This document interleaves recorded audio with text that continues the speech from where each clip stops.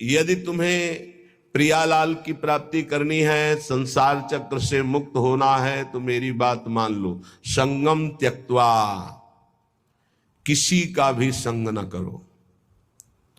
भगवत प्रेमी महात्मा ये किसी में नहीं आते हैं, ये तो जब प्रभु द्रवित होते हैं, कृपा करते हैं, तब ये संग मिलता है। जब द्रवहि दीन दयालु राघो तो साधु संगति पाई। या करें अन्य किसी का संग नहीं, या तो असंग और या भगवत व्रत धारण करने वाले महात्माओं का संग। ये बड़े बड़े महापुरुषों के आदेश हैं। एकस चरण रहस चित्त मनंत्री से युंजीत तद वृत्ति साधुश्चेत प्रसंगा। या तो असंग और या तो जिनका चित्त परमात्मा में लगा हुआ है, ऐसे साधुओं का संग, अन्यथा नहीं। आगे कह रहे हैं एक पिशाच है सबके हृदय में, काम पिशाच। यह ऐसा राक्षस है, कभी अघाने वाला नहीं। भगवान ने इसे महापापी कहा है। और ये महासनो, बहुत खाने वाला लेकिन कभी ना खाने वाला, अर्थात भोगते भोगते मर जाओ पर कभी तृप्त नहीं हो सकते। इसलिए ये जो पुरुष शरीर का आकर्षण विपरीत शरीरों के प्रति है, ये राक्षसी भाव है।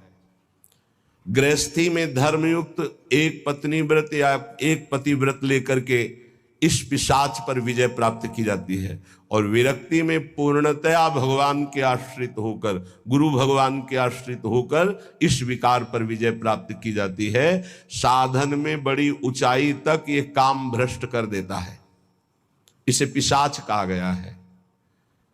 जैसे किसी ने पूछा था कि शास्त्रों में लिखा है नरकश्च नारी, लिखा हुआ है, तो क्या स्त्री नरक है? उसका अर्थ तुम कैसे जानोगे जब भजन नहीं करते? उसमें लिखा हुआ है कि जो तुम्हारी काम भावना स्त्री के प्रति गंदी है ना, तुम्हें नरक ले जाएगी। भगवान ने कहा है त्रिविधम नरकस्येदम द्वारम नाशन मात्मनः कामः क्रोधा तथा लोभा तस्माद् त्रयं त्यजेत्। तुम उनमें मां भाव, देवी भाव ये नहीं कर सकते हो, तुम उनमें भोग्य भाव करोगे तो नरक पहुंचोगे। ये लिखा है नरकश्च नारी। जो नारी के प्रति काम भोग की भावना से देखता है सब माताओं बहनों की तरफ, उसका नरक जाना निश्चित है। अशुभ गति को व्यभिचारी प्राप्त होता है। जो शास्त्रों की भाषा को नहीं समझते वो शास्त्रों के प्रति अंगुली उठाने लगते, उसमें ऐसा लिखा है। ये बड़े बड़े देशभक्त, बड़े बड़े भगवत भक्त इन्हीं माताओं से प्रकट होते हैं।